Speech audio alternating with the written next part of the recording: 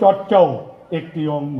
কে বলতে পারে এই মঞ্চে যে অনুষ্ঠান করবে আগামী দিনে কলকাতার কোনো বড় মঞ্চে গিয়ে সে নিজে বড় শিল্পী হিসাবে প্রতিষ্ঠিত লাভ করতে পারবে না?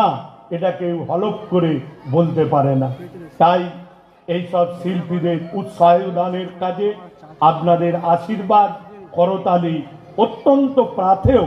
তবে এটাও মনে রাখবেন যে আমাদের খেলাধুলা সাংস্কৃতিক চর্চার মধ্যে যারা আবদ্ধ থাকে তাদের মাথার মধ্যে কখনো অপরাধ বোধ জন্মগ্রহণ করে না। আপনি কখনো শুনবেন না একজন ভালো খেলোয়াড়, কখনো শুনবেন না একজন ভালো নাটক করে, যাত্রা করে, গান করে, আবৃত্তি করে, অঙ্কন প্রতিযোগিতা, অঙ্কনের শিল্পী, কোথাও শুনবেন না যে কোনো অপরাধের সাথে জড়িয়ে পড়েছে।